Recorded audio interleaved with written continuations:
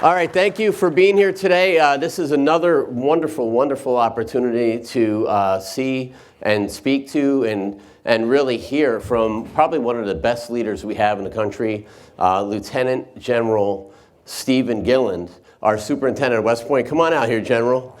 We just spend a little bit of time. Nice, Steve. Good to see you, sir. No, have a seat. All right.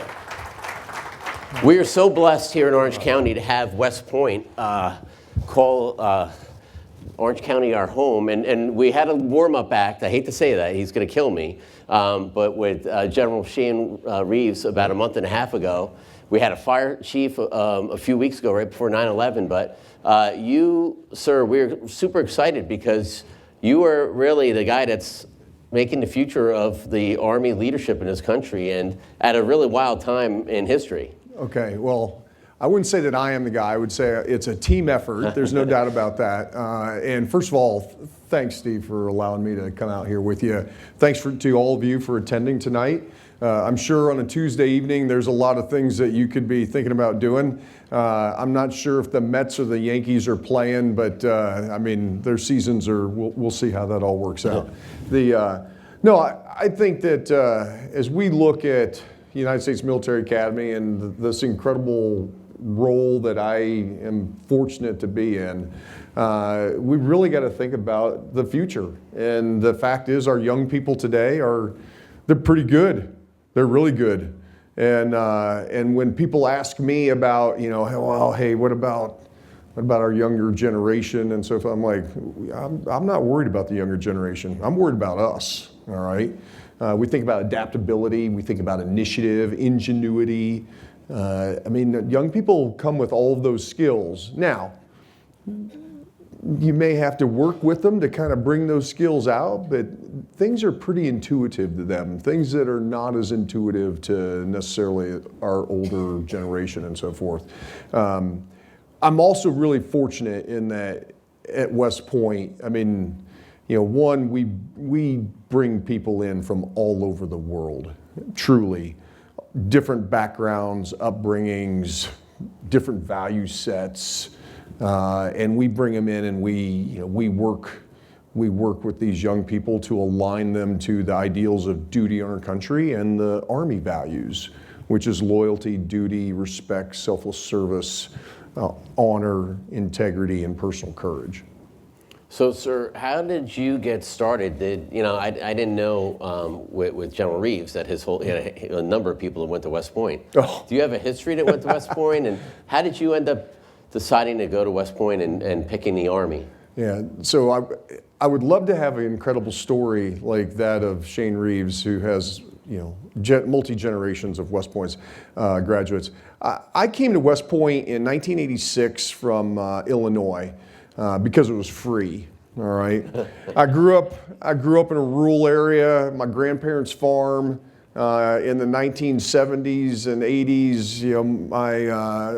My mom was a single mom, and I was an only child, so I hung out at my grandparents all the time. It was corn and soybeans, and I will tell you that's where effort, hard work, perseverance. You grew up on a small farm in the Midwest.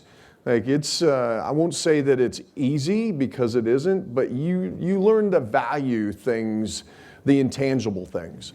And I knew this, I didn't want to be a farmer. And so I had a high school counselor who said, hey, Gilland, have you ever thought of this place called West Point? And I was like, no, I haven't. Let me look at it. And it was one of those brochure trifolds, and it had a ramrod straight cadet on the front of it with the tar bucket and plume, as you'll see it on Thursday, the parade. And I'm like, what is this? And I flipped through it, and what caught my eye?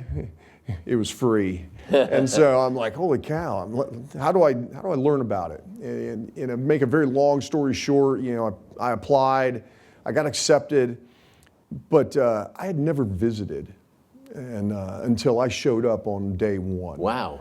I didn't see the place, and we didn't have any military background in our family. So it wasn't like I could turn to somebody who had served in the Army or the Navy or the Air Force in the mid-1980s. And where I really probably figured it out was the Army football team was playing, well, in 1984, as I think back through it, 1984 they played Michigan State in the Cherry Bowl, and then they played in the Peach Bowl in 1985. I was a senior in high school. And I didn't realize it at the time, but then it all started to come together. The Army football team is at this place called West Point. And I showed up at West Point not knowing what I was going to get into. Best decision I made in my life was this, going to West Point. Why? I met my wife there, okay?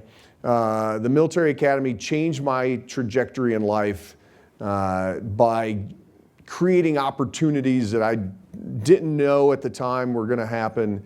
But I met my wife. We're classmates from the class of 1990 at West Point. And then we got married after we graduated a few months after. And thankfully for me, we've been together since 1987. So things have turned out pretty good for me from that perspective. I had the honor of meeting your wife a couple times, and I spoke to her a couple weeks ago, and I asked her, do you guys ever have a break? Because I know kind of your schedule, because there's so many things happening at West Point. You're with the cadets, you're doing your job there, you have one major visitor after another, presidents, heads of state, and I asked her if you guys ever get a break, and she said once in a while you try to get away with your kids and decompress a little bit. But I mean, where you live, even your house is in the public eye. All your cadets can pretty much look down and see your residence. That's correct. Well, and I really view it as the large residence we live in is really one of America's homes. We just happen to have the incredible honor to live in it for the time that we're there. But yeah, we're right there in the midst of it. The good thing is when you think about places to go on vacation, so this summer we went to upstate New York, up to the Adirondacks because it's beautiful up there in order to, a little getaway time. One of the things I thought was amazing, going to your office, and obviously the whole campus is a giant historical site, but you're sitting in the chair of people like MacArthur. Did you ever think when you were a cadet that you were ever going to be that guy? No. And certainly West Point didn't think I was ever going to be that person. Okay? I wasn't, let me put it this way. So I showed up at West Point. I'd done pretty well as a high school kid in the mid-1980s and so forth. I was woefully unprepared for the rigors of the academics at West Point. It took me a couple years to kind of figure out how this whole, like seeking help, like, hey, you go find people that really know what they're doing. They can help you, help you learn how to do this stuff. Physics and math and English and psychology, they were all really, really tough for me. But the things that I gravitated to was the military and the physical aspect of it. And so that was kind of my balance. And then after my second year, I started to figure out how to do the academic, how to study, because I really hadn't learned how to study before that. And then my second 2 years there, my grades were significantly better. Now, having said all of that, when you graduate, you go into the Army. I have a 5-year commitment. And remember, this is 34 years ago. I always tell young people, in a century far, far away, you don't know. Heck, we didn't know what the next year was, let alone 5 years. That seemed like a long way down the road. And of course, we look back at it and how quickly it's gone by. I never entertained any thoughts of coming back to West Point in any capacity. Quite honestly, West Point probably wouldn't have had me back or invited me back in any capacity until they were told I was coming back when I was assigned to be the commandant of cadets. 2 occasions. That's right.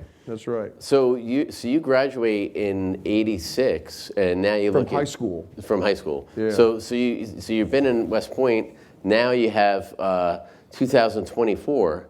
There's some major changes within the Department of Defense since you've been there. Yeah. Oh, yeah. I mean, we joined the Army. It was a 750,000 person Army. I mean, we're a 450,000 plus person Army now. Literally 2 months after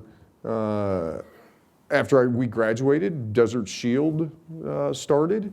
It was one of those things, and this is the beginning of be careful what you ask for.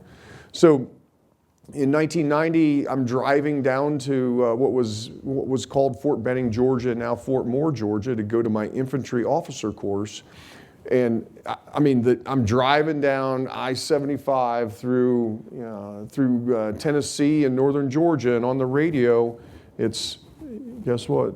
Saddam Hussein has invaded Kuwait, excuse me, from Iraq. And I'm like, what does that mean? And now you fast forward, I did not leave Fort Benning. We thought we were going to deploy, we didn't. There's these minor things that go on. We call it Somalia, Mogadishu specifically. In 1993, and then we see Kosovo, we see Bosnia, Herzegovina. I mean, there's these things that are occurring, and I didn't go to any of them. But then, as we've just reflected upon from last week, September 11th, 2001 occurs. And then I essentially spend, the next really about 16 to 17 years in and out of going to Iraq, East Africa, and Afghanistan. So I always tell our cadets, I mean, be careful what you ask for. You stick around the Army long enough, like something's going to happen that you're going to be called away to go do what our nation asks us to do. It's interesting. I mean, your background, you've been all over the place, and then Korea as well. After you became, you come back after the war started dying down, so to say, and they bring you back as commandant of the cadets. Yeah. And then you deployed to Korea. How was coming back to commandant of cadets? Where you were like, I can't believe I'm back here again? Absolutely. Couldn't believe it. But it was kind of in my wheelhouse, given what I'd been doing prior to that as a brigade commander down at Fort Cavazos, Texas, in the 1st Cavalry Division, and as a chief of staff, and then as a deputy commanding general of the 101st. So I'd had about 5 years of at a level that was really right up my alley for being the commandant of cadets. Now, of course, like I said, West Point probably would have not invited me back given my performance as a cadet in those 4 years, but they didn't really have a choice when the Army tells them that, I'm coming back to be the commandant. It was great. We were fortunate. Our son was a cadet at the time. By virtue of Betsy and I being classmates, we just have a very different perspective on the academy, not only as graduates, but also as parents. And so we were fortunate to kind of use all of that experience, we'd like to say, for the good. Just going back to when you graduated, because you said you went there and you had no military in your family really before that. Did you think you were doing your 5 years and getting out? Oh, absolutely. Wow. Yeah, both of us. So what was your first assignments? They say, look, we got a great job for you. You're going to do this, and what gave you the bug that was like, I'm going to do this for a long time? Steve, I would say that the hook was just serving with really good people. I mean, it's what we always talk about. The Army is, it's about people, right? I mean, that's what leadership is about. And I was just fortunate to be in a couple of assignments as a lieutenant that I just served in really good people and really good non-commissioned officers. My first platoon sergeant in the United States Army, John T. Albertson. He was a sergeant first class. It was at Fort Stewart, Georgia. I was mechanized infantry, and that guy was an expert at everything. I mean, he could take apart the Bradley and put it back together in the dark blindfolded. Seriously, he was that good. I remember, it was, hey, Lieutenant, we got to go check on one of our soldiers. This is like a Saturday, and hey, bring Bring your spouse along. And this is in 1991, 92 timeframe, and of course I'm like, well, what are we doing? You know what? It was going out to check because there was a problem.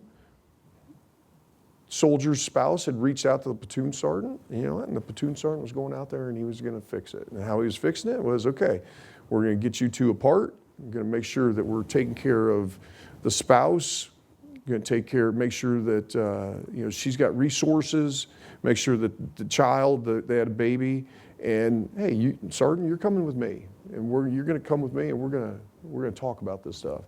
And it was really taking me along and my spouse along in order to expose us to it, in order to say, okay, this is about, it's really about leadership in action, and we think about taking care of people, and that was really my first dose of it at that level. But then when you're around really good people who want to perform, unified by common goals and objectives, those organizations tend to perform at a higher level. And people want to perform at a higher level. And you know what? That challenged me. I love that.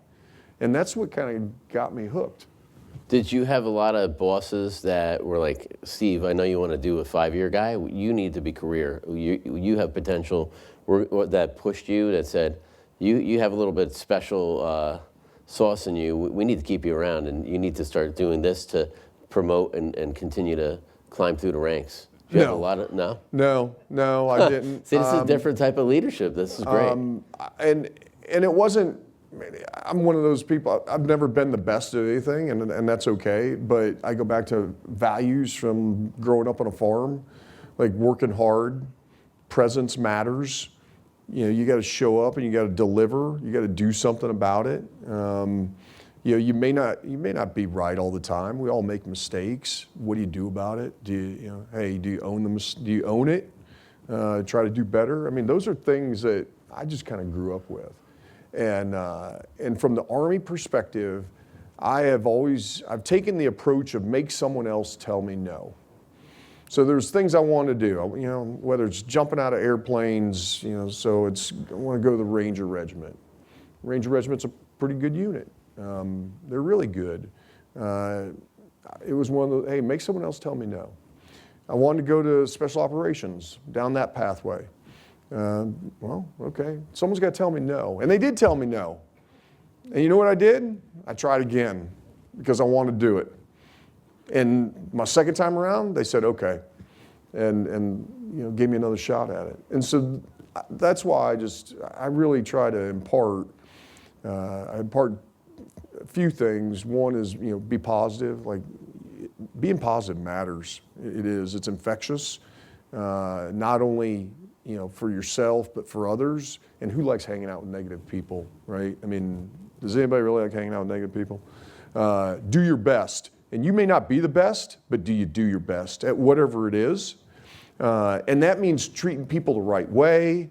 It's not being a jerk. It means, are you on the team? And the third thing, be a good teammate. Legitimately. Being a good teammate starts with yourself. You got to own things. You got to be accountable. Starts with the individual. But you got to help others too be accountable. And it's not just patting each other on the back and saying, hey, good job. When really you need to be like, hey, you got to pick your game up here. You're not doing as well. You're not performing at a level that we expect you to be performing. So there's the accountability aspect of it. So you served in multiple different times, but the war on terror, if you will, between Iraq and Afghanistan were deployments that kept you away from your wife. Those are not ones that you can bring your spouse with you. And then you move into the Commandant of Cadets, and then after that you go to Korea. Mm-hmm. So would you say the worst parts or the toughest parts of your career were those early years of the war on terror, or as a young officer, or you seem pretty confident and solid now, and you have 3 stars on you. You got a lot of confidence of people around you, and you're doing phenomenal stuff, meeting incredible people and doing incredible things. What was the toughest times for you as a young officer? Was it? Well, So it's ironically, we think about, we go back to Betsy and I, we waited 6 months to get married after graduating from the academy. And the reason was we were going to different places to go to our lieutenant courses, all right? And we always told each other, hey, if we can go do this and be apart for 6 months and then get married, like we can do anything. I mean, like the Army's not going to separate us. Little did we know, right? Be careful what you ask for. And so we always look back and we kind of laugh at that because that was our test per se for our relationship, very young, 22 years old. And we're like, okay, we can do this. And then you fast forward to 2003 and it's the invasion of Iraq.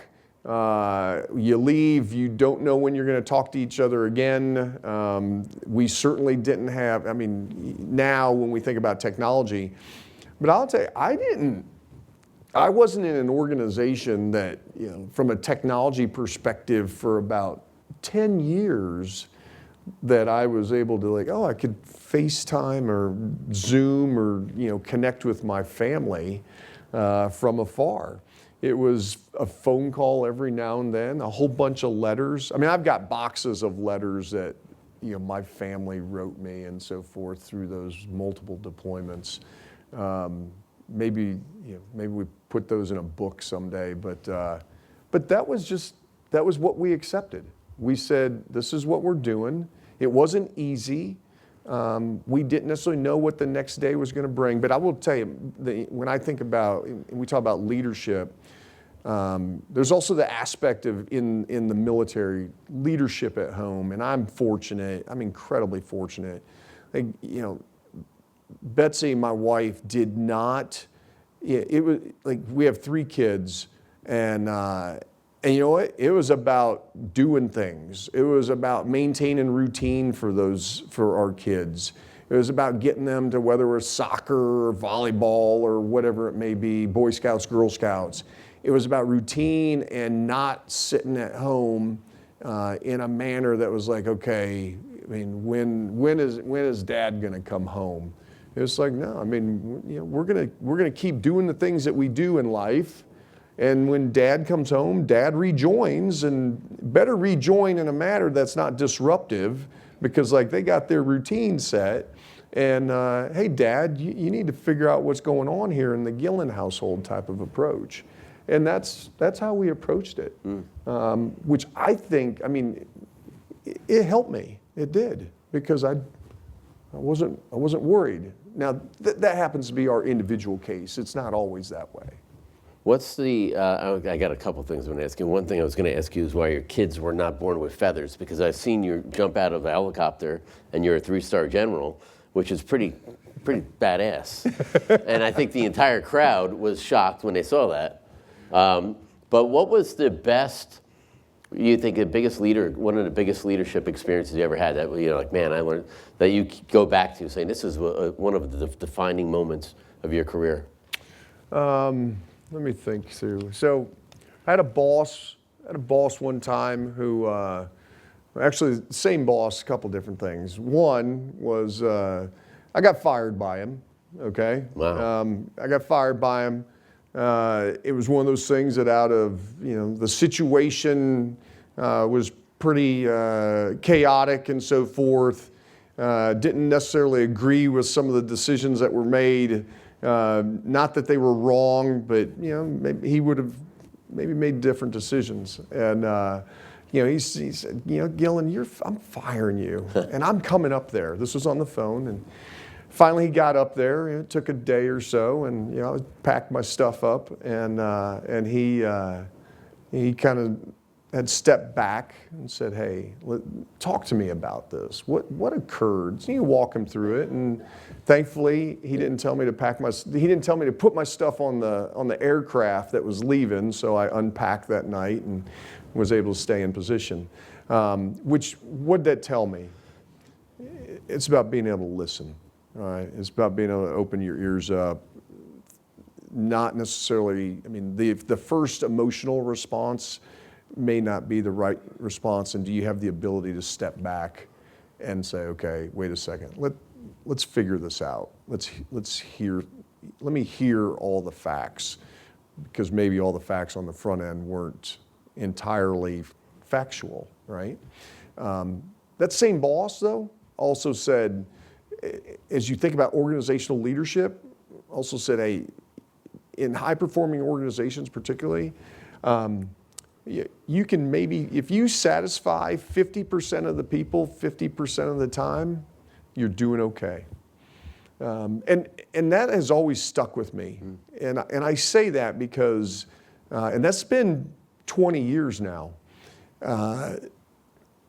because you're at the organizational level, you're managing so many different personalities and ways, and particularly in high-performing organizations, everybody's got their own way of wanting to do something, and you see it here. You know, what brings you together? Just like we walked upstairs, you got a bunch of people that are really good at what they do. How do you bring all that together and move forward with it? And that always stuck with me, because the fact is not everybody's going to agree all the time. It's how do you bring people together to move forward all the time to make the organization better, to accomplish whatever the objective is and such. General, how much of your career and success involved risk-taking? I think like all 34 years of it. Yeah. Now I think there's different types of risk, though, and this is something that as I talk to young people, we talk to our cadets and young officers and NCOs. I think that over the course of time, we've developed into being risk averse in many ways, and that's part of that is society. I think that we've got some risk adversity within the military that has crept in over time. And now I'm not saying you just go out there, it's not the wild, wild west, you just, leave everything to chance. But I do think that we've got to really look at what risk is. And this is just life, right? I mean, it's everybody. All of us take on risk at some sort or of some sort at some time in life. And how do we manage it? How do we mitigate it? How do we get to the point where, all right, I got to accept that risk. That's just what it is. And it take experience. The first time I did it, probably was a little bit like, what are we doing here? And then, individual risk. Jumping out of an airplane. You got to be able to save your own life. Okay, I mean, like truly, you got to save your scuba divers. They got to be able to save their own lives. That's an inherent amount of risk, and are you willing to do that when you recognize what's involved there? Now, compound that with your organization and other people's lives you're responsible for. And so how do you mitigate that risk, knowing full well that, whatever the environment, particularly in the military, that you're going into. But it's our public servants, our firefighters, our police officers. I think very similar. We think about, firefighters that are going into that burning building. I mean, they're making a calculation of what risk is going to take place there. Our police officers, every single stop that they make, there's risk involved with that. What are they doing to mitigate that risk? Are they prepared to accept that risk? And that's not something that just happens. I mean, they've got a number of repetitions and underneath their belt. They've been exposed to those environments multiple times. And I mean, you got to give those folks I commend them for doing that. I don't see that risk necessarily. So. One of the things, you did Iraq and Afghanistan and Eastern Europe, and I was in Iraq 5 years ago. There's a number of veterans in the audience. And we controlled the airspace. And now, looking at the war in Ukraine the last 2 years, that scares the heck out of me. Yeah. Thousands of drones, soldier hunting drones and drone ships, and the future of warfare. GPS is jammed, and Starlink is a major thing right now. And I heard Elon Musk comments, which are real and they're scary. But what does that mean to you when you look about the future of the battle space and how we command it? Well, so at West Point, our academic theme this year is the human and the machine integration of the human and machine on the emerging battlefield. As you were fortunate, Shane Reeves, our Dean of Academics, was here in August, and I think he talked a little bit about this. So one is there's a belief out there that the machine is going to take over everything. There's not going to be the human doesn't have to partake in it. I disagree. I absolutely believe, when we think of warfare in the future, the human is absolutely involved, because in the end, when we talk about warfare, it is the clash of people that takes place. That's what warfare is. It's a human endeavor. And so when we look at Eastern Europe right now and the Ukraine, which is really in a very small space, when you think of the Donbass, on the Russian-Ukrainian border, with drones, and I think of drones from space, air, land, sea. That's the future of warfare. Drones are going to be involved, but it's also a flashback to World War I 100 plus years ago, in that trench warfare and the human dynamic of people being in trenches, not for hours or days, but weeks and months. And the fact is that, yes, a drone may show up while you're in a trench line. They've got obstacles that have been built in depth, and hundreds of meters in depth across the battlefield. And you're getting shot at. You're hearing the whistle of bullets go by all the time. There's fragmentation that's from exploding artillery shells and rocket attacks. That starts to take a toll. That takes a toll on the human. And how do you prepare yourself for that? And like I said, I go back to World War I, and we think about that environment and what they went through. And I saw this evolving in Iraq in 2016 as we were supporting the Iraqis and the Kurds against ISIS. All right. They had dug trench lines that were 100 to 200 meters apart from each other, like World War I. And no person went out in between. It literally was a no man's land, because it was covered by fire and mines and such. And it becomes a stalemate. But at some point, there's got to be some risk. How do you maneuver? How do you gain the advantage? Drones now that are, they're like quadcopters. I see some younger people out here. I don't know. Do you mess around with drones at all? Or quadcopters? You do? Yeah, okay. Think about that. You're sitting there on a controller, you're flying it, right? Well, they're programmable now. They put in some coordinates. All right, you put not one of them in the air, you put 100 in the air, all programmable. And they're all flying to the same places. And some of them are going to get knocked out of the air. Some of them are going to just fall out because they break down. But in the end, if you're that human that's on the other end of that, and here's this quadcopter that shows up with an explosive. Now, some of them drop that explosive and return back to where they originated from.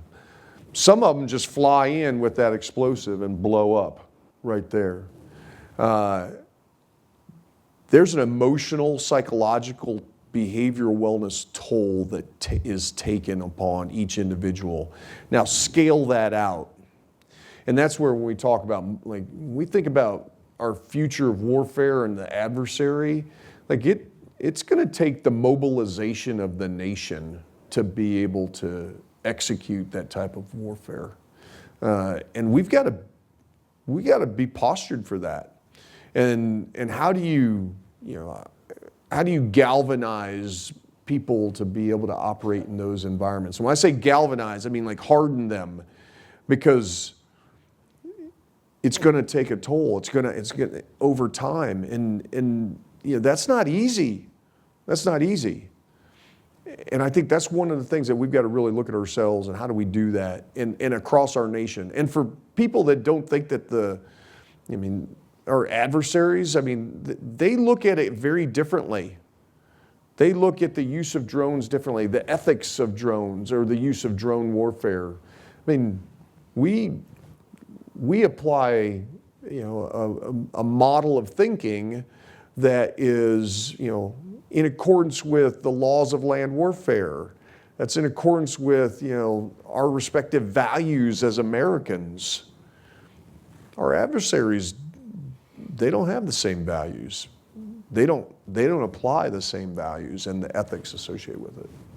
Yeah, it's interesting. We have a couple people that work with us here that we have drones in emergency management here. Yeah. We use them to drop EpiPens off to people, or to search for missing children, or we're looking at them for purposes of identifying the severity of fires. Mm-hmm. So now, as the command team arrives on the scene, they know what tools to bring. Situational awareness. Exactly. Yeah. Yeah. So when you look at the cadets for the future, who are the young prospective men and women that are applying to West Point or want to apply in the future, who are you looking for? Well, I'm always recruiting, by the way, okay? So, and I don't know, how old are you? Okay, yeah, you're right in my recruiting window, okay? All right. How old are you? He's got the haircut too. 15? Yeah. I'm not worried about haircuts. We can always manage. We got a barber there. So one, I think we're looking for all different people. All right. Now I'm biased. I go back to my upbringing, on a farm and so forth. I tell people all the time, hey, to have a really high score on your SAT or ACT, to be, have a 4.7 weighted GPA out of a 4.0 and all that kind of stuff, that's great. I got it.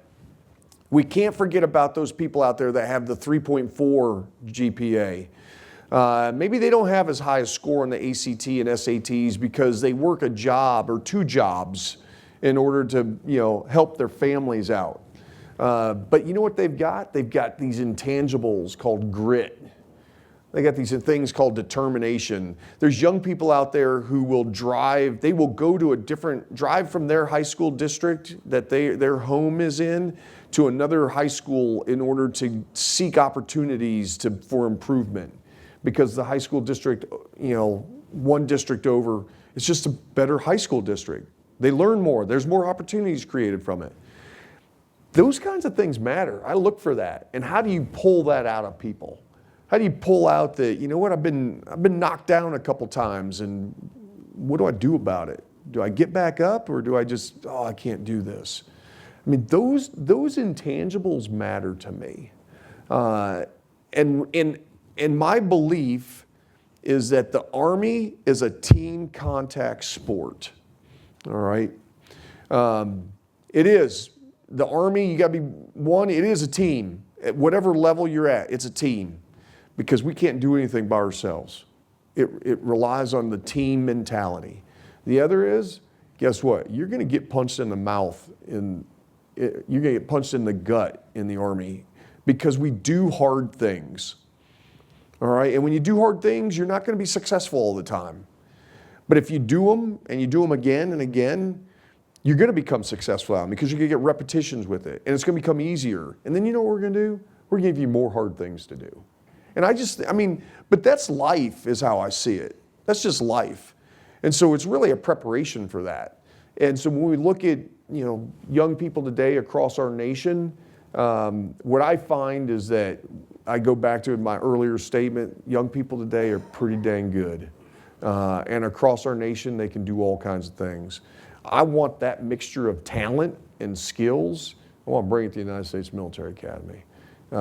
Most importantly, on the front end, I want to make sure that we've got a high number of fully qualified candidates that we get to choose from, and then Navy and Air Force can come in and pick some of them up. No offense, and thanks to all of our veterans out here. Thanks for your service, regardless of service. We talk about this region particularly.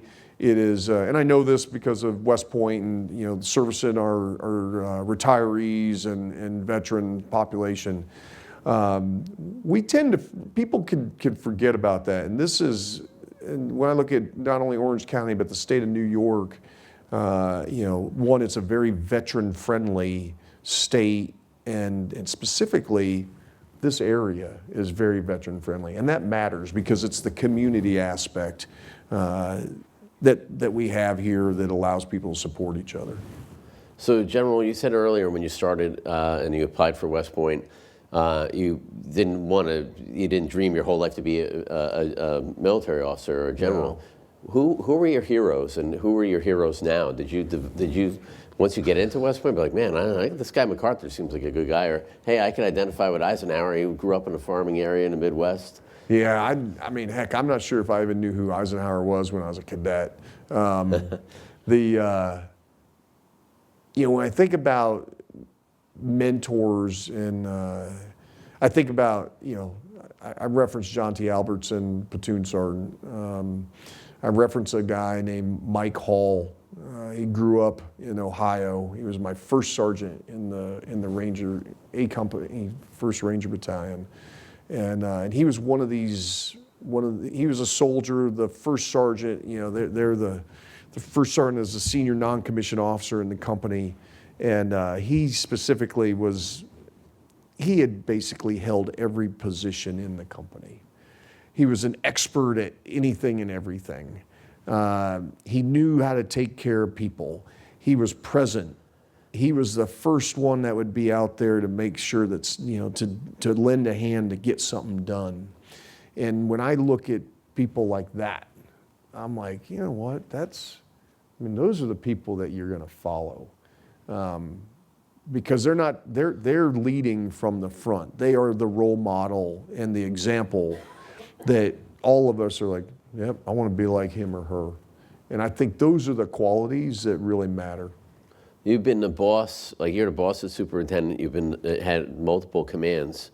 Do you go outside your command? Is there like some classmates or friends of yours that you go out when you have maybe tough challenges or decisions, and you call up that guy or gal you went to school with? I mean, you're lucky you got a senior advisor being your wife. Yes, absolutely. But is there a couple go-to other officers or people outside of the military that you go like, man, I got this tough situation. Yeah. Let me run something by you. I mean, I think, when we think about internally at West Point, I mean, I'm fortunate that the team that I get to be part of, some have been there for a long time, a number of years, so they have a lot of experience in the historical aspect behind some of the decisions that have been made in the past and how do we go forward.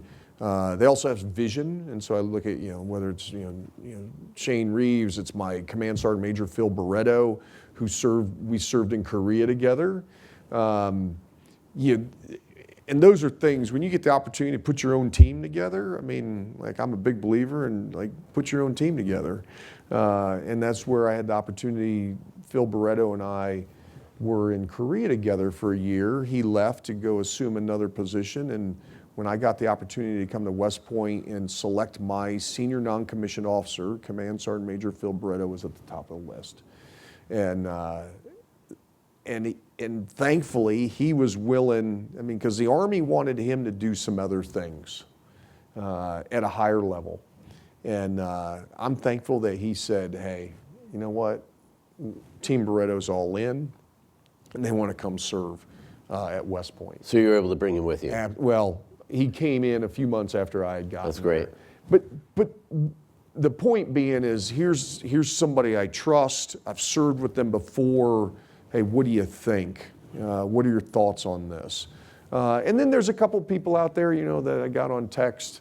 It'll be like, and some of it is things that you never think about. It's kind of like, wow, this is I've never thought about this this situation before. You reach out. What do you think about it? So yeah. 3 last questions, and we'll take some quick audience questions. If you could go back to one of the places you've been to outside the United States, because I know you're at West Point now and you've been to some other stations, what country would you go back to that you enjoyed being stationed at or passing through at? Well, we really enjoyed Korea. The culture in Korea is fantastic. Awesome food. The people in the Korean people are just, they recognize that, you know, in the 1950s, all right, the Korean War, you know, and what had happened to them previously, you know, they recognize what America stood, when we stood up and said we are going to support the Koreans, that mattered. They are incredibly gracious people, and we really enjoyed Korea. Now, having said that, in my travels around the world, I will tell you this, and I think for those that have traveled around the world, and I haven't necessarily been to all the garden spots. I've gone to some spots that are not so great. Regardless of what we want to think about, what we think about America, when you get back to America, I tell you what, every time I've been thankful that I am in America. And that's not to say anything, you know, I'm not trying to be derogatory, but what I am saying is that we are incredibly fortunate as Americans to have the freedoms that we have,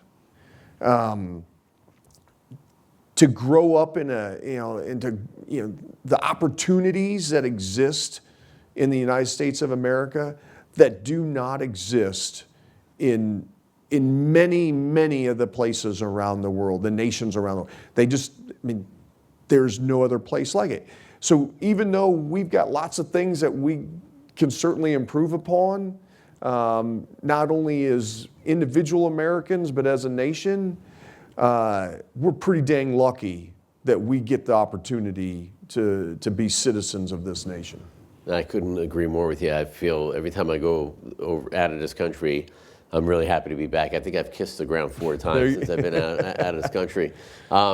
You have the opportunity as superintendent to meet with literally the biggest and best leaders in the world, industry leaders, presidents, prime ministers, royalty, military leaders.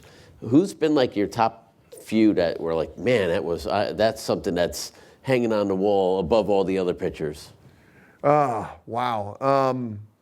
I mean, they stay with you. You're at People have, quarters. yeah, they have. I mean, then you got to make sure, you know, you got to make sure that you got dietary restrictions are straight. You know, I can't afford to like have somebody, you know, it's weird. You're be not getting up allergic at to 1 in the peanuts or something like that. You know what I mean? You're not wearing your pajamas at 1 in the morning. Well, I got to to be see a careful. president in this hallway. Right. That's right. You got to be careful with that too. I mean, you know, rolling around like, hey, I forgot somebody's staying here. Let's see. I think when I in Afghanistan, I got to meet Prince Harry from England.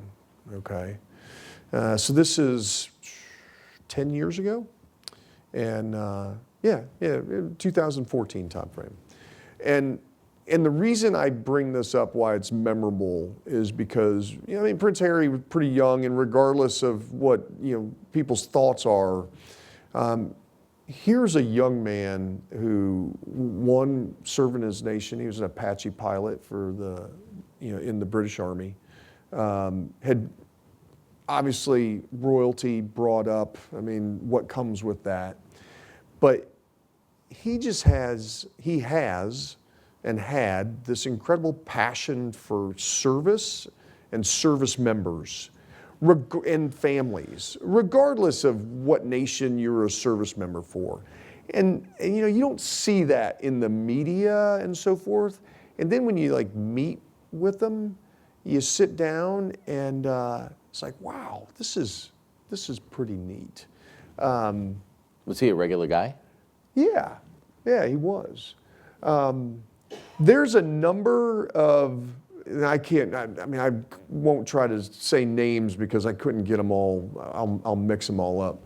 But you know, in my respective travels in the operations that I was responsible for or a part of,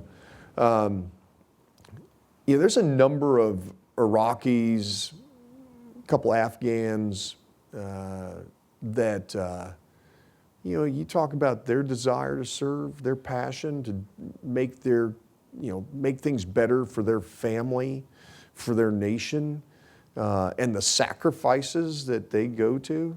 Like, you remember those things, and you're relying on them also. And I think to some of those people, and like I say, I would mess up names at this point, but those were valuable because, again, I mean, we talk about fighting for survival. I mean, they're fighting for survival. Yeah. As an individual, for their families, and for their nation. And particularly in some times where they didn't necessarily have the support that they needed, when we think about internally to those nations respectively, or that they wanted. But I mean, there's something special about that when you think about what those people were willing to risk day in and day out. And I learned from that. That's incredible. I mean, this is why we have these leadership series, because people would have thought you'd say this president, that president, or this business leader, or that. These are people that sacrifice it all or risk it all. Absolutely. And we see, Iraq and Afghanistan now, or, Iraq is struggling. Yeah. Afghanistan is now being held by the Taliban. But yes. You're in a position, and a lot of us read books, and give us some books that you think are valuable, because you read a lot of books that are not that great. But there's a couple that stick out to you that you're like, look, if you want to be a young man or a young leader in the industry or anything, the ones that are transformational. Okay. A couple that come to mind. Okay. Well, transformational. Let me see here. A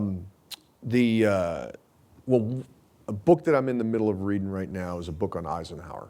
Okay. Believe it or not. Okay. All right. And why do I bring this up?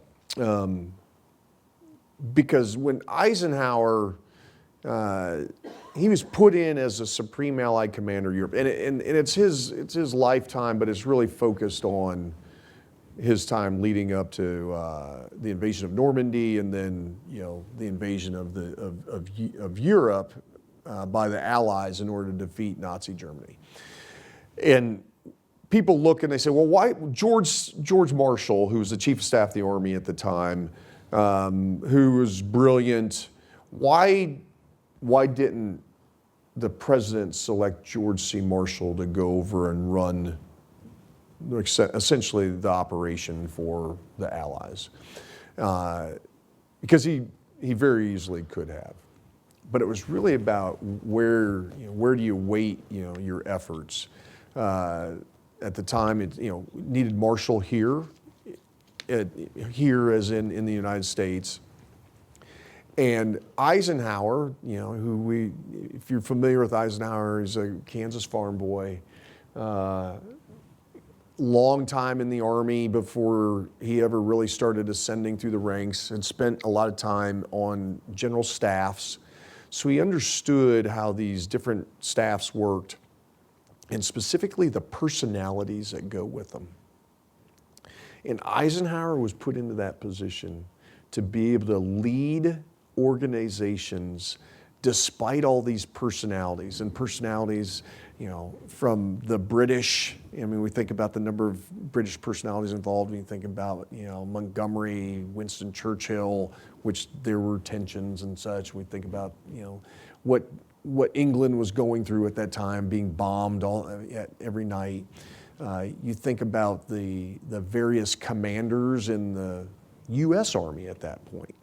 The Pattons, the Clarks, and Bradleys, and so forth. And how do you, again, this common purpose, because you got to get everybody on the team together to be able to defeat Nazi Germany. And in the manner that we're going to do it, which is we're going to mass hundreds of thousands of soldiers on the beaches of Western France, and that's the start point. Think about that. And that is what I find really compelling. It wasn't necessarily this incredible competence and such. He's very competent, but the ability to lead other significant personalities, which I think when you look at Eisenhower, you go back, he wasn't really a dynamic, I mean, when they looked at him, I mean, it wasn't like, hey, this is a really dynamic, but he had that secret sauce to be able to bring this team together to accomplish this incredible objective. I think there's that. The other one, By the way, what's the name of the book? It's Eisenhower. Okay. It's, We'll add it on the list. I'll come back to you with it. It's sitting right there it's on my nightstand. Of Okay. course, I can't think of it off the top of my head. It's okay. We'll add it on the list when we go on the YouTube. There's also a Message for Garcia. Okay, very small. Anybody ever heard of Message for Garcia? All right, Message for Garcia. In summary, it's about a second lieutenant, all right, who gets a task to go out and accomplish this mission by finding Garcia to pass this message. And it's about perseverance. It's about determination. It's about adaptability. It's about, here's your task. You figure it out. I'm not giving you a truck, an airplane, a helicopter. I'm not telling you how to get from point A to point B. You got to figure that out. And I think that is something that all of us, regardless of generation, can relate to. And it's scary. That's the other thing. Like, and particularly when we think of people that haven't been exposed to that, like, you want me to do what? Yeah, I want you to do this. And by the way, I mean, I'm not giving you a team of people to support you. And so I think Message for Garcia is one of those. Yeah. I got one last alibi because I have to bring up your wife because your wife came in, 87, 86 when you were there? 86, yeah. So she's kind of a trailblazer because women were not to the point until like the late 70s, right? 76, we were the 76. 11th class. Class of 90 was the 11th class with women. So now you have this career over 30 years in the Army where we've seen major roles for women to play that they never historically had or were forbidden to have. And what's the message going forward to young women that are watching this on YouTube, Spotify in the future?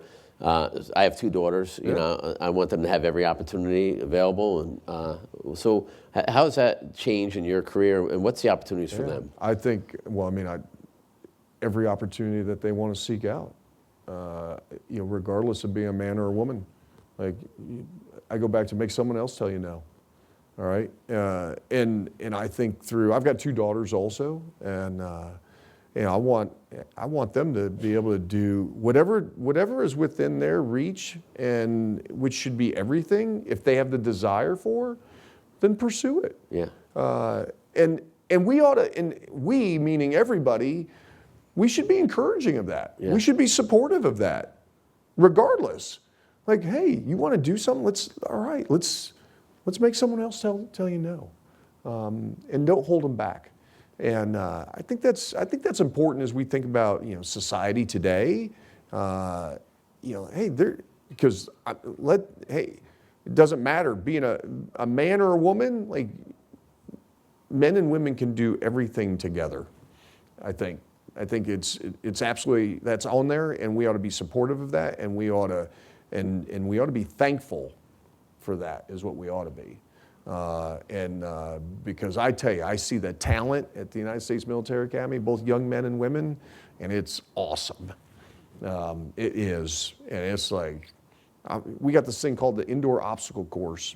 One of our all-American throwers, so throws the hammer, okay, which is a weighted ball.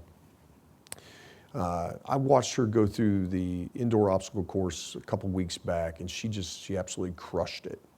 And I tell you what, I mean, I couldn't go through it like that, but it's like, you know what?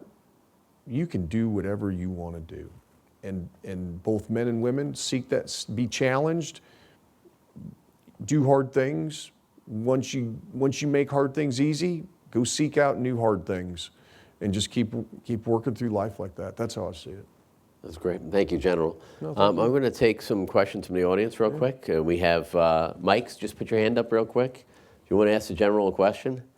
We got a bunch of ladies up front. Glad I asked Awesome. asked that question right at the end. Awesome. Hi, General. My name is Denise Turner, and you don't know me, but I've heard of you because my nephew graduated from an Orange County high school, and even though he was in the Air Force ROTC, he said he was Army all the way. Good. His first duty station was under your command in Korea, Okay. and he said he learned about high speed. I didn't know what high speed was, but I learned what high speed was because it was teamwork, doing your best, and showing up every day. It served him well. He is now stationed in Germany as a staff sergeant in under 6 years. And Outstanding. So thank you so much for your Well, leadership. congratulations to him and to you also. I mean, Well, that if you're looking for matters. somebody for West Point, look him up. Okay. That's awesome. You could pass the mic down here, okay? Ma'am? Here we go. Thank you very much, Lieutenant General. I met you at a meeting of the Orange County Supervisors and Mayors over in Newburgh a couple of years ago. Yes, ma'am. Right. Down there on the river. I have a very interesting question. I was a woman in government. Many times walked into a room and they thought I was the secretary. And I was the supervisor of the town. My question is, do you see a day coming soon where the women could be in your position or any of the major military academies? Oh, absolutely. But we haven't had Absolutely. it yet. No, not at West Point, but I mean, Yvette Davids is a 1989 graduate of the Naval Academy. She's the superintendent of the Naval Academy right now. Oh, I didn't know that. Yes, ma'am. Yeah, she took over I back. stand corrected. Yeah, she's been there for about just over 8 months. Okay, I'm gonna throw another one in. Okay. What do you see as a possible eventuality for the Ukraine conflict? What do I see as a possible eventuality? I mean, well, I think there's a bunch of possibilities out there. However, what we've got to, I think, and as stated by our policy in that, is the support of the Ukrainians. The support of the Ukrainians to be able to maintain their sovereign nation. And now, what does that look like a year from now, 2 years from now? One, we've seen this. I mean, even though the Russians, which their population far outsizes the Ukrainians, but it's also about mobilization of the nation also, of which I don't think we've seen really either the mobilization of the whole nation in this fight. And you see that through some of the policies that Ukraine has enacted for service and so forth. Right now it is a slugfest, and nobody's winning at this point. What they are doing is they're chewing up a lot of the nation's treasure, young people. Their population in this trench warfare, rocket missile attack barrages, drone swarms that are attacking. This goes back to the ethics aspect, which is, I mean, our ethics are that we're not going to just unleash we're not going to send a drone swarm to attack a city, because that's unethical to us. That's not in the laws of land warfare. But you see that on a daily basis in the Ukraine. And it's going to be one of those incredibly difficult situations that is going to continue. Because remember, I mean, this didn't just happen in February 2022. This really started in 2014 with the invasion of Crimea. And then there was a lull for a number of years, and then it was, okay, now we're gonna proceed with what our objectives are, which is, the seizure of Ukraine, which people thought was going to happen within a matter of days, and it didn't. Because when people are tasked or challenged to fight for their survival, people will do anything to fight for their survival. And that's what the Ukrainians did. Wow, thank you.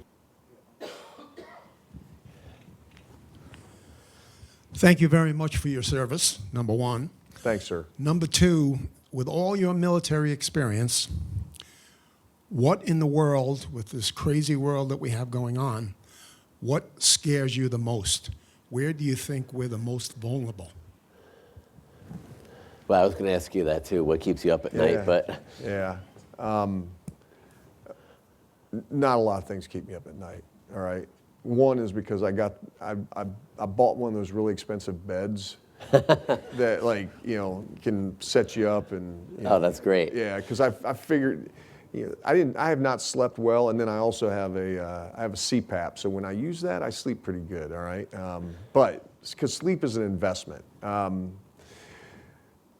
I don't stay up too late thinking about that kind of stuff. Having said that, I think, sir, that we've got to look at ourselves as a nation, and we look at our adversaries out there, and you know, it's challenging because there's this economic aspect of our adversaries that we, you know, not that we rely on, but that we are in partnership with. And we've got to understand that people do not look at the United States, you know, as necessarily a partner. Doesn't mean not friends or allies, but as a partner. And there are adversaries that absolutely want us, as the United States of America, to fail. And that's every single day. And I think what our vulnerability is that as a nation, we have to understand that. And we have to be cognizant of it. We have to be aware. And we've got to realize that there are people every single day that want to see America fail. And that if that were the case, that is a horrible tragedy for not just the nation, but for our world. Because the fact is, the vast majority of our world looks to us as the United States of America to lead through adversity, to lead through difficult times. That's why people turn to us.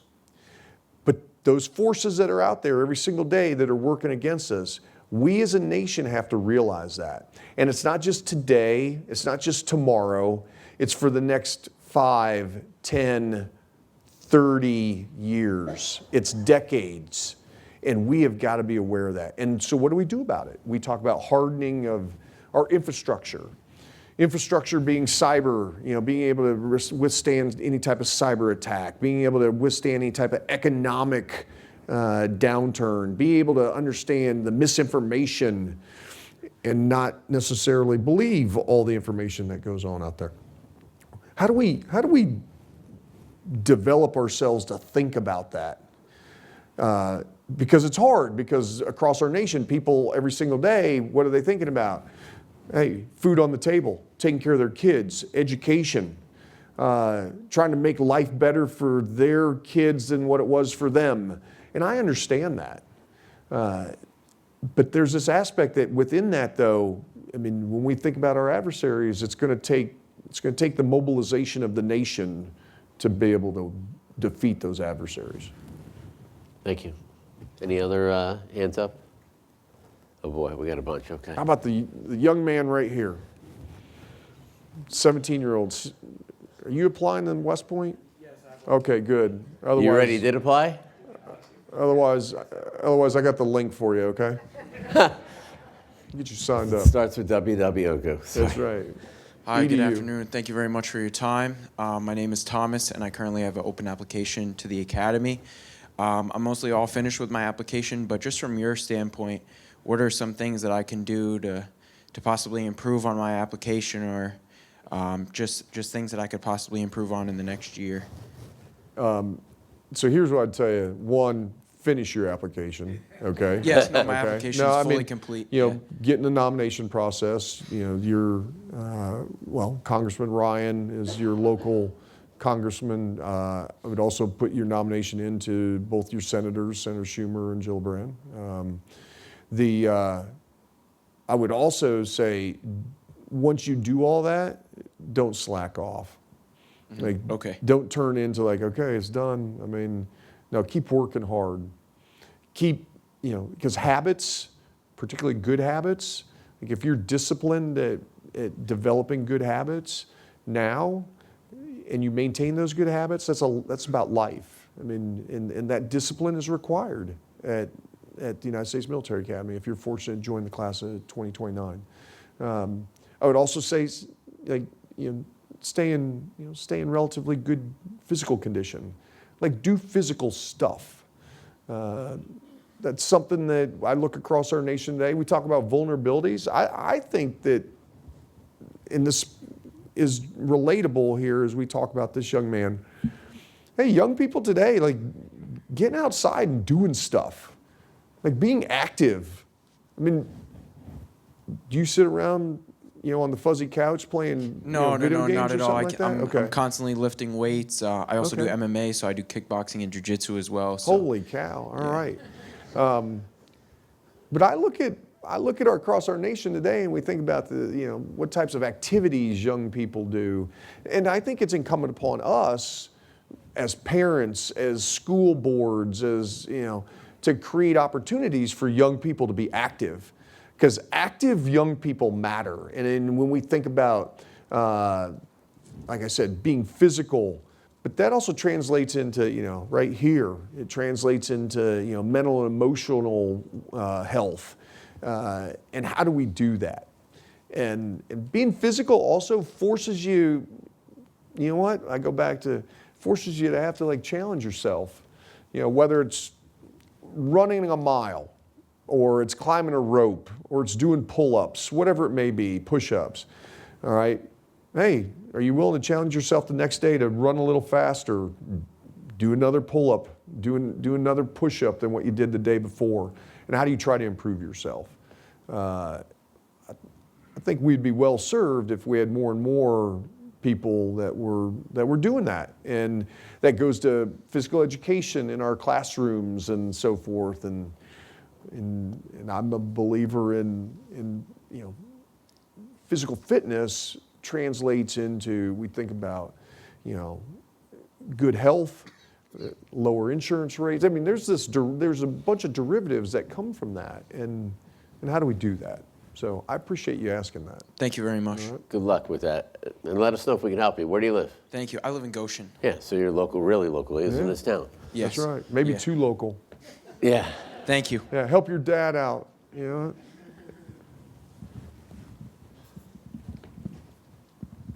Hello, ma'am. Superintendent, and I'm so thankful that you came here today. My name's Regina Clark, and my son is a firstie. And I'm just so incredibly proud of Goshen and of West Point. And my question is, Does he know you're here? no. Okay. No, but that's okay. We're going to get a picture and send it to him. though. No. So my question is, listening about the drones and the warfare and the technology and how the world is changing, and I'm at the Academy quite a bit. I heard Elon Musk speak a couple of weeks ago. So my question is about training that you're doing at West Point and how, if at all, it has changed because of the technology and the drones going forward. Yeah, yes, ma'am. So we incorporate, we're fortunate that we have some resources that allows us to, put some of these, some drones, whether it's on land or in the air, we incorporate it into our summer training. It forces our cadets to think through different scenarios, situations on how they're going to employ something. Is it to employ it to be like reconnaissance? Is it employed in order to act as security? And so we incorporate that in, and we've got a couple clubs that they're kind of a cross between tactics club and the robotics club. And so what they do is they take some of this technology that not only that we develop at West Point, but and some of them develop themselves, and then they take it out in the woods and they basically experiment with it, and which I think is pretty cool because, I mean, you got to be willing to break things, learn from it, start over again, and that's what they do. And but that gets, like I said, that gets integrated into all of our training. in the summertime particularly, and so that all of our cadets at some point in their 4 years get exposed to it in some way, shape, or form. Your son's a senior, first E. He's a physics major. Okay. And he was a commander at East. Okay. Yeah, so as a physics major, he probably has his hands on some of this technology and gets to see. We talk about high energy lasers that we have. We've got some high energy lasers at West Point. That as a physics major, he's probably operating those lasers like personally. I mean, think about that. We talk about being, trustful, right? I mean, we entrust. Our students are responsible for all kinds of different things. Like her son, hey, the physics lab, the high energy laser that can burn through just about anything, and they're down there, and that's the living, breathing leadership laboratory that West Point has all these little sub-laboratories that you're learning life skills, leadership skills, and so forth. I think that's pretty awesome. It's a heck of a lot better than what it was when I was there 35 years ago, I can tell you that. So, yeah, the cadets are, as is the staff and faculty and the coaches, like that support structure that goes around it, the community, that matters also. It's a team effort. It's not just the cadets. It's everybody is part of this community of developing leaders of character. And that happens on the football field. It happens in the pool. It happens out on the rugby pitch, on the tennis court, the hockey rink. It happens in, when our glee club travels abroad and represents the United States of America in other countries, using their musical talents to demonstrate what the United States Military Academy and what the United States of America is. It's through all different aspects.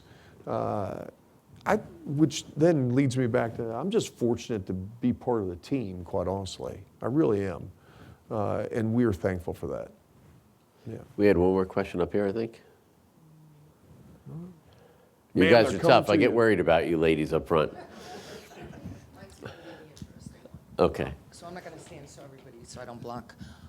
So you have spoken in a lot of your answers tonight regarding our youth. And I know that you said a lot are awesome, but some of the studies that have come out, especially from big businesses who have hired some of these kids, and just the generation, I think it's Z, whichever generation it is, has been basically said that they're soft. They're not very determined to do stuff, that they don't have the ambition that was part of maybe the baby boomers or the previous generations. So do you think with everything that's going on in our world right now, where there's a lot of turmoil, and we're also dealing with some of the stuff that could be within our country right now due to some of those issues that have happened, do you think that there is any plan in the future for possibly requiring that our youth go into the military for a certain period of time, or is that something that you think should? I know a lot of the countries that could possibly be enemies of ours have mandatory training when they hit a certain age. So, and with our wars not being a hand-to-hand combat or even on an on-ground type of combat, talking about, the drones and all these other technologies that can come, I don't know if our country would be prepared enough to have the time to actually train if it came down to where they had to do a draft. Yeah. So is that something that maybe we should look at and consider, even if it's just to put them in a type of school setting where not only are they going to college, but they're also doing the rigorousness of, learning how to be a soldier or to step into those roles if we needed it. Okay. All right, the mandatory service question, again, I would say that falls into politics. As we think about, our nation's leaders and the decisions from a policy perspective. Now, I will tell you though, when I think of, the people that I get exposed to on a daily basis, people that say they're soft, they may started soft, but they're getting pretty hard. I mean, I look at the culture of challenging them and wanting to be challenged. And I think this is applicable across our nation to all. They want to be challenged. I think that's a good thing. I would submit, ma'am, when people say that about younger generation, we need to go look in the mirror. We need to look at ourselves. I mean, I've got 3 kids. I mean, those of us who are parents or grandparents out here, we need to look at ourselves before we point fingers at the generation. I mean, we've got a part of that, through parenting, through schooling, et cetera. So I go back to, when I go across, I was down in Florida a week and a half ago, all right? And I was at school in Parkland County, experienced school shooting 2018, all right? And met with a bunch of kids down there. And granted, all right, they didn't necessarily come up in the environment that I came up in, for instance. But you know what? That's what's awesome about America. We come from all different backgrounds and upbringings. And the fact is that, you know what? If you want to accomplish something and you want to be challenged, then bring it on. I want to accomplish that. Whether it was in 1986 or it's in 2024. And I think we've got to remember, we gotta keep challenging young people. He wants to be challenged, right? He wants to be challenged. Your sons and daughters want to be challenged.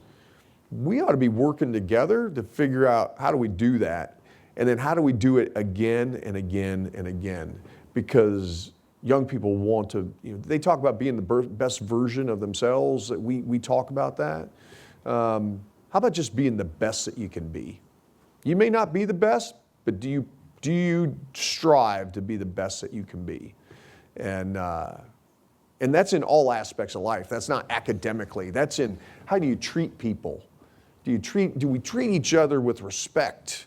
We may have different views and thoughts on something, but it doesn't mean that we're super critical of one another. It ought to be like, I respect the fact that you have a different perspective than I do. Now, I expect you should give me the same in return, though, on being able to promote or say whatever my perspective is. And that goes back to this challenge, and how do we challenge ourselves? How do we challenge each other? When we talk about service, and what I have seen, ma'am, is that the proclivity to serve amongst our young people, and when I say serve, there's all different ways to serve our nation. Maybe it's not the propensities to serve. The propensity to serve our nation through community service and different means amongst our young people is really high, from what I've seen. Now, this is anecdotal. I don't have any statistics on it. But when we think about community service, we think about helping others, whether it's through military service or other ways, I have seen that our young people really put that high on their list of wanting to do, from my respective experiences.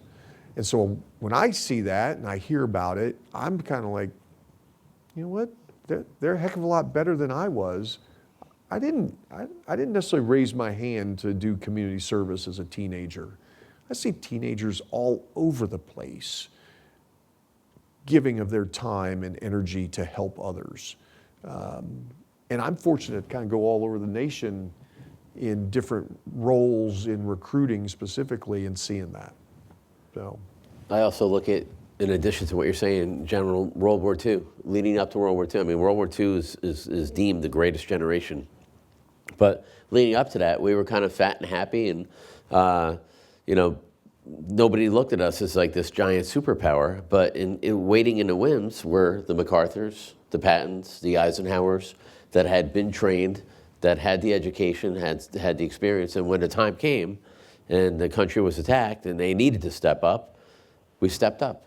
There was no other choice. Yeah. Like you said with Ukraine earlier before, those folks have no choice. Yeah. And I think if, God forbid, our country did have to step up, those people would rise and we would have that leader base to lead them. Yeah, I just think I think the time frame is significantly compressed now, which is why I go back to my comments about the whole nation having an understanding of our adversaries and what our adversaries want to do to us and what they see the United States of America, not only today, but in the future. And that goes back to what I was saying to the gentleman. I mean, that to me, that's something that keeps me, that's on my mind all the time. Well, General, I think we're good, right? We're good with questions? Okay. General, thank you so much. It's an honor to have you here today. Thank you. Yeah. It's an honor. And you didn't even need the water. Thank you. Oops. No, thank you all for being here. Appreciate it. What an honor. All right. Seriously, Fantastic. sir, No, thank you so thank you. much.